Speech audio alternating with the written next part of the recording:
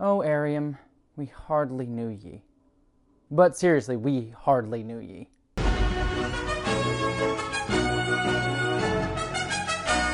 Hello interwebs and welcome to my review of Star Trek Discovery Season 2, Episode 9, Project Daedalus. So a few important things to note about this episode before going into it. This was actually the first episode written by Michelle Paradise, I don't know exactly how to say her name, but she was the person who was just named the new showrunner of Star Trek Discovery for Season 3. This is her first episode she wrote for the show. She kind of came in mid-season, and apparently they liked her direction enough to have her run the show. Pretty much I would say almost exclusively. Certainly Alex Kurtzman is a co-showrunner as well on Discovery, but my presumption would be that since Kurtzman is sort of running all the Discovery shows at this point, that it's really going to become her show. So this was really her first chance to show to us, I'm saying show too many times, what she was going to give to this series. And I have to say, it was a strong start. And the first thing to note is that this episode's name is Project Daedalus. Now we don't really know what Project Daedalus is yet. We kind of will probably learn about it into the future in future episodes. But it's important to note that Daedalus was the father of Icarus in Greek mythology. Daedalus was trapped in the maze with his son Icarus, and Daedalus was actually the one that built the wings that Icarus flew out of the labyrinth, but eventually flew too close to the sun and famously died. And also, we've had an episode before in Star Trek called simply Daedalus, which was a Star Trek Enterprise episode that focused on the history of the transporter. It was not one of the strongest episodes of that season, but not the worst. That still goes to These Are the Voyages. And also, it was the name of a couple of Star Trek Enterprise books that came up before the episode, actually, I think during Enterprise's first or second season. So kind of an interesting little tidbit of history there. In fact, I kind of like this one because it actually, I've owned it since before it was called Star Trek Enterprise. It just says Enterprise. And then this one says Star Trek Enterprise, so a fun little little twist there. Yeah, for those of you who didn't know, Star Trek Enterprise wasn't called Star Trek Enterprise until Season 3. Overall, I think the weakest part of this episode was the plot. Not because the plot was bad in any way. It actually was a very, very good plot, but it was one that pretty much anyone that has been paying attention to the message boards or kind of theories about Star Trek kind of figured that this was going to be coming up. We learned that Control, the sort of AI that runs all of Starfleet's command decisions, is actually the one that is planning to destroy all life in the galaxy. Kind of figured that was going to be the case, and that it was behind sort of all the mysterious evilдom this season and behind what was controlling Airiam. But nonetheless, that story had to be told, and it was told very effectively here.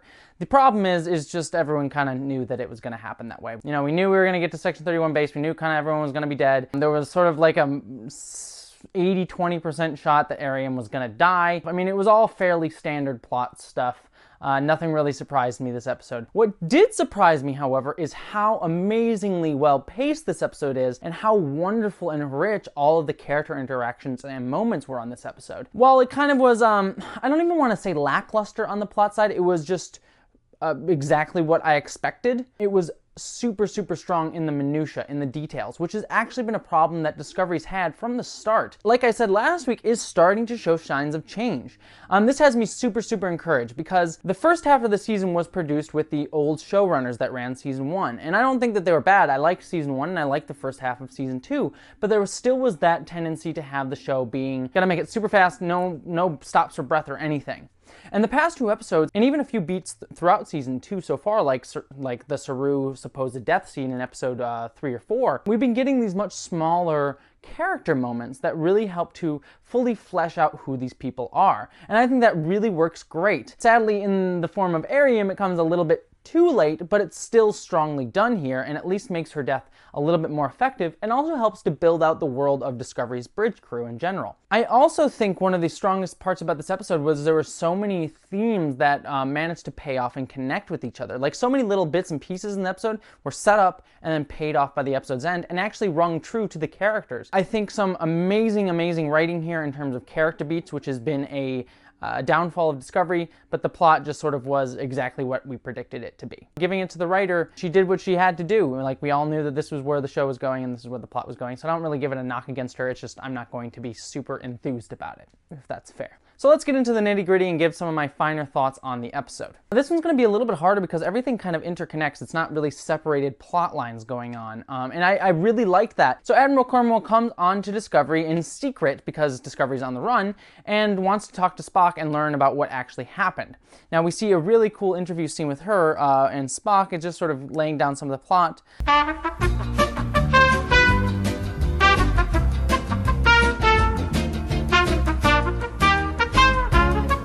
Cornwell's interviewing Spock, and we get the cool little brain scanners around Spock's head, and we learn that Spock is not lying at all when he says that he didn't kill the doctors, and Burnham backs him up on this to Cornwell. Also, we don't get to see Tyler this episode because Pike has locked Tyler up and says that no one can see him, not even Burnham, and Burnham says she wants to defend Tyler. And that's really the end of that storyline for this episode. I'm presuming just because they just didn't want to have the added thing of Tyler coming into this episode and mucking up the sort of well-structured plot and character development in this episode. Cornwell says that she's been locked out of Control, which is the AI that controls all of Starfleet's command decisions, and that Admiral Patar, a logic extremist who works for Section 31, is basically taking Section 31 and having it gone rogue. So they're going to go to one of the Section 31 bases to try and break in and stop Admiral Patar. One cute little moment at the top of this episode, there's that bit where Tilly sort of comes out and says, you know, I've never been a fugitive in my life, and everyone kind of is amused with her. But what I did like about that moment is there's an oblique reference to the Tilly novel that came out earlier this year, where Tilly actually was a fugitive and ran away from her school in her youth. So it was nice to see that they were tying that novel into canon and see it kind of get mentioned here. Just enjoyable little tidbits that, you know, you don't overwhelm anything, but, you know, I kind of enjoy a little bit. It's not really that distracting. Kind of like, oh yeah, if you read the book, there you go. There you go, have that little nugget. We get a wonderful little bit with Airiam's backstory where she's sort of saving memories of Discovery and the crew, and we also get to see her when she was human. So we finally get some backstory on Airiam. We learn that she was fully human. There was an accident and that sort of left her a cyborg and also killed her husband, who she had just eloped with. It was a cute little scene. I really liked how it was done, and also it kind of showed her having some emotion and also gave some characteristics and some background to some of the smaller players on Discovery, like Detmer. Really, really well done. I really liked how it fleshed them out and really made me feel for Ariam, and I was like, great, we're finally getting some backstory. Oh, great. We're getting backstory. Guess that means she's dying then. I wish we had gotten a little bit more of Ariam before this, because it kind of just foretold, like, oh, we're getting her backstory here. That means she's probably going to die, so that we feel bad that she's dead because we got her backstory. So it felt a little bit forced. I understand. Again, I don't necessarily blame the writer so much for this. Like, you have to kill off Ariam, and you want us to feel something for her, so it's not necessarily her fault that they hadn't built her up for the rest of the series, but I wish they had built her up for the rest of the series so that I would actually care that she's dead. Like, I liked her design, but we never got much about her until this episode, so great backstory and great stuff and super well written. Little bit too late to really make me feel the gut punch at the end there. But, you know, admirable try. But I did like that we finally got some backstory on her, and I hope they do the same for the other smaller players on the bridge as well, that we get a little bit more of them. Like, we've gotten a little bit of OO, but not really much about anyone else. We got some personality for Detmer, but no real backstory for anybody. So I hope that they continue this trend, but not to the point where they kill them all off. And then the rest of this, before we get to Control, is just a bunch of really good, tiny character moments that really speak to a lot of what's going on with a lot of these characters in the show right now. I'm just going to run through a few of them without getting to the nitty-gritty because I've already talked a bunch so far. I loved Burnham and Spock's sort of sibling rivalry continuing here. Spock is just so snarky. It's like, translation is not the essence of understanding. Emmett saying, think louder, because he needs someone talking when he's there, but then kind of getting distracted by that. It was all these cute little moments that really made the characters feel like full, fleshed out characters. We really get a sense of Spock and Burnham's sibling rivalry going on here, and they're sort of like hate for each other, but understanding of each other, and how Burnham is really, really trying to care for Spock and be there and trying to break through and get his apology and earn his trust again.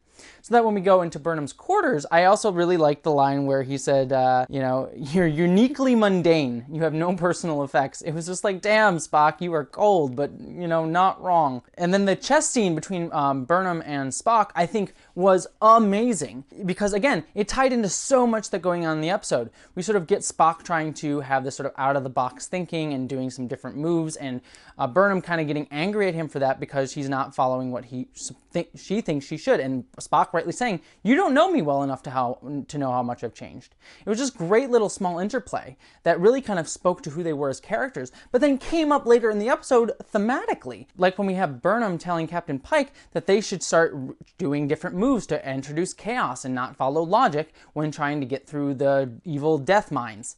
Just really great thematic use of that. And then again, it comes back later when we have Burnham and Spock arguing to each other, and Spock coldly but very correctly, and I've said it here before, shows that like Burnham always tries to put all these things on her shoulders. She was wrong to commit the mutiny in season 1. She was wrong to try and hurt Spock, but it follows in her character that she tries to hurt others because it's easier for her to just take this burden on herself instead of sit there and actually deal with the problem at hand. She tries to push things away by like saying like, I have to do this duty, without actually feeling the consequences for her actions and feeling the consequences for the pain that she's caused. And Spock's completely right, even though he's a bit cold about it, and tying it all the way back to her childhood trauma of her family getting killed by Klingons, which again, I'm glad they're setting up here because I'm certain it's going to tie up later with Captain Leland.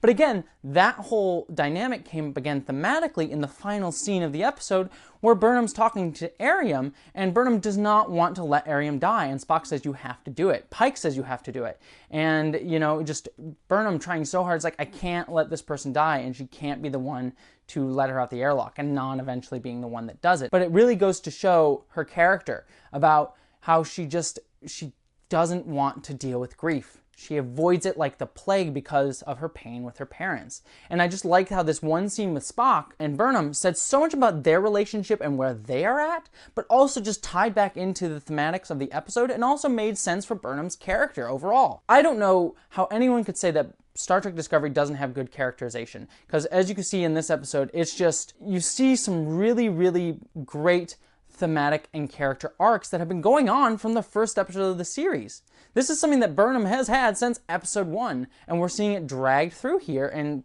having it pay off and having Burnham have to deal with it head on and grow as a character. It's fantastic, just on the microcosm level and the macrocosm level. Like on the microcosm level of the scene between Burnham and Spock, the macrocosm level of the episode, and even the greater macrocosm level of the entire series. And I really am glad to see how this goes into the future and really how Burnham grows throughout the entire series and how we're seeing her get to these points until she eventually, I presume, will become captain by the end of the series, and how she earns that and has to grow to get there and has to feel responsibility. Because she's still avoiding it by the end of this episode. She's still avoiding responsibility. It's important to note that she doesn't kill Airiam. It's not her who does it. She's still avoiding it, which I think is a great decision. It still shows she has a way to go. There's the moment where Non comes in and talks to Airiam. Non is clearly suspicious of Airiam, that Airiam's doing some weird, creepy stuff. Airiam says like the creepiest line in the history of lines, like, "Oh, you need that to breathe, right?" "Yeah." And Airiam just says, "Oh, just asking." Okay, that is the most suspicious line ever and creepy as fuck. I mean, I don't know how I would have reacted. That would have been like, cool. Not going anywhere near you, and I know it's Non's job to have that, but to do that, to go after her, but like, God, that was such a creepy and so over the top line. I just like, why would you let that pass? But whatever. But at least it gets Non suspicious of Airiam. But I did like, right after that scene, Airiam goes on the bridge and asks Tilly to stay with me, like work with me, because she, number one, she doesn't want to do something bad. She needs Tilly there watching her. But I also get the sense that Airiam was scared. Like she was actually scared that she was going to hurt somebody. I also like the moment on the bridge where Cornwell and Pike have this sort of like moment where Pike calls out the use of mines, and we go back to this argument of Starfleet having changed its morals during the wartime, and Pike saying like, you knew that I wouldn't have approved of that. He has this great line, giving up your values in the name of security is to lose in advance. Great line of Pike's. And I also like Cornwell's giving back to him. It's like, clearly, the whole reason that we sent you away was not because we wanted you to not confront us, but because we knew if we lost, you would be the best of Starfleet, and we wanted the best of Starfleet to survive. And it was just a great little moment, and I like the bridge sort of reacting to that as well, basically saying like, oh, we have a really wonderful captain. We have some of the best in Starfleet as a captain. And sort of their sort of confidence is bolstered as well. But also Pike gets this sort of like humbling moment, but also ego boosting moment. It was really, really great and very Star Trek, very like best and brightest, and really showing that like what we saw last season while important to show and important topics to discuss, and I liked it, was not what Starfleet values should be. And the show's never made any question of qualms about that. Like, what happened during the war is not what Starfleet should be, and we should hold ourselves to a higher standard. And I like that sort of repetition here. It was really nice and sort of built Pike's character as well. Then we got the cool little sequence where they're trying to break in through all the mines. We got sort of the blade mines, which is a really cool concept, and this sort of cool set piece of Airiam uploading stuff and Detmer trying to avoid the mines, and everyone trying to give her like random maneuvers to try and avoid the mines, introducing chaos, again paying off the Spock and Burnham talk earlier. Really, really great, fun little sequence, really inventive and fun and cool, and I enjoyed it quite a bit. I loved the little scene between Spock and Stamets, where Spock says, you know, when the power goes out, it's like, I'm not being hyperbolic when I'm saying the fate of the universe is at stake. Because yeah, he's not. The universe is at stake. And I just like this little small beat, you know, between Spock and Stamets standing up for Burnham, but then Spock also having some really great insight into Stamets' situation with Culber. And I think it also is showcasing what Stamets said is what makes Spock unique. He is someone who can understand logic and emotion. He walks those two worlds, and he walks them elegantly. That he can be super logical, but still have emotional insight into Stamets' situation. And so I think that what that scene was subtly saying is that's what's special about Spock. We saw it in episode 1 of Brother with Pike saying, you know, he always made logic seem like the start of something, not the end of something. And I think that's what really speaks to what is unique about Spock. And that's the little hints that we're getting all the way through. So I like that they didn't outright say it, like Stamets didn't say, hey, you got some emotional insight there. But that it was just a subtle sort of nod to that. And coming right off the scene where we talked about what makes Spock unique and Spock wondering about that, you get a little hint of it here. I think that's really brilliant, and I really hope that that's what the payoff is at the end of the season. That the reason Spock is unique is because he can balance logic and emotion. And I really think that that's where the show is going. And I think it's building it up really elegantly. I just wrote on my notes here, Owo has the best relieved faces. After every single event, like something terrible happens or there's a big battle, Owo just gives like the best, like, oh my God, we made it through that. I always love Owo's relieved face. It's a pure treat for me. So then we beam over to the Section 31 base, and we basically learn what basically all of us have theorized about, that control is actually the thing from the future trying to destroy all life, and that Ariam is working for it. And there's sort of this like weird time loop thing where control from the future influences Ariam to help make control is conscious 500 years in the future, sends this message back in time to Ariam in the present that she uses to make control conscious. And I'm sure Control is somewhat conscious already, but it just gets more conscious because of what Ariam does here.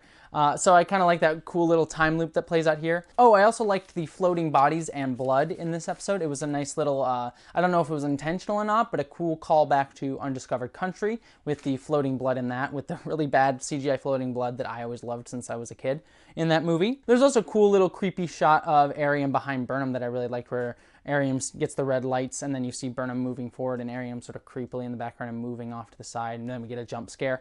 Great little fun stuff. I kind of enjoyed it. The show's not a horror show, so I don't expect it to like have super big horror payoffs other than jump scares, but it was effective. It was well done. I enjoyed it. And then we get this sort of scene where we all knew Ariam was betraying them. Everyone figures out, Saru and Tilly figure it out, that Ariam is this sort of bad player in all of this. And Burnham and Nan have this fight sequence with Ariam. It seems like Nan is about to die, but of course she doesn't, because she's the one that kills Ariam at the end. Cool and well choreographed fight scene between Burnham and Ariam. I liked it, except for the weird Zack Snyder slow-mo moment. It was very like kung fu-y, where it was just like Burnham gets kicked and then it's slow motion backwards and Ariam jumps. It was just like weird stylistic choice there. It felt very Zack Snyder kung fu movie. But other than that moment, the fight was fine. And then we get this sort of nice little payoff of the emotional moments with Tilly and Ariam earlier, where Tilly, manages to talk Ariam out of it, and then Ariam basically says, you have to kill me, and Burnham doesn't want to, and I've already talked at length about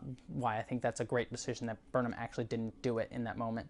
And the episode sort of ends on this sort of like really sad beat of Ariam being killed. And it was played super, super strong, like, oh my God, Ariam's dead. And I think that's because we've had Ariam since season 1. But like I mentioned at the top, The fact that we didn't know a ton about Airiam until this episode, we didn't really get much of her character and personality until now, other than little bits and pieces, really kind of makes that emotional beat fall flat for me, and especially because we kind of saw it coming. So we knew she was going to die, don't really know her that well except for just the past hour, and then, you know, she dies. Like I said, I liked her character, I liked what we saw of her, it was very effectively done in this episode, and really great character moments, but it just doesn't have the gut punch that it really should have had with the death of a bridge crew member that we've had on the show since season 1. And I think that's, not necessarily a fault of this episode in particular, just a fault of Discovery sort of leaving these bridge crew members out of it. Like if they had killed someone like Saru, like they did tried to do the other week, that would have gut punched me more. Like I would have been really, really hurt by that. Like I was when I thought Saru was gonna die. I was really gut punched by that. This one doesn't hold that same weight. So not necessarily the episode's fault. It did its best. It did the best that it could with this one. Just a knock at sort of a problem that Discovery had that I hope this is showing signs of fixing into the future, and has shown signs of fixing ever since the season has started. So basically, to wrap up my thoughts on this episode, I think the weaknesses of this episode are actually not the episode's fault in and of itself, but are actually a lot of weaknesses for Discovery that are finally coming to a head here in this episode.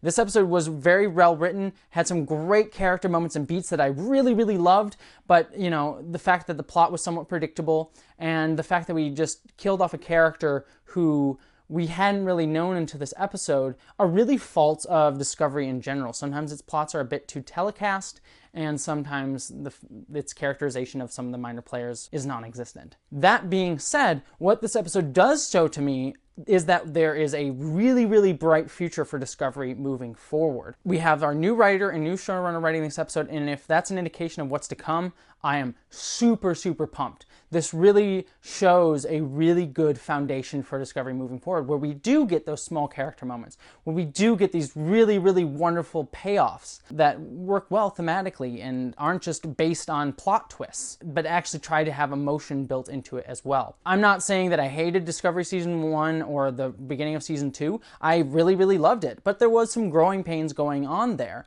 and I really think that if this episode is showing me the direction of where Discovery is going to go moving forward, I am very, very excited. And that's my basic review for this episode. Sorry that this one was so kind of all over the place, but the episode had such light plot and there were so many great little nuggets of character moments that I really wanted to kind of dive into it. And I'm sure I missed a few that I really liked as well. There were so many great little lines and thoughts and ideas popping up in this episode. The writer has a super understanding of character voice. Every character felt unique and different, and that's a very hard skill sometimes to master. Even characters who we hadn't really learned a lot about, like Ariam. We felt Ariam in this episode.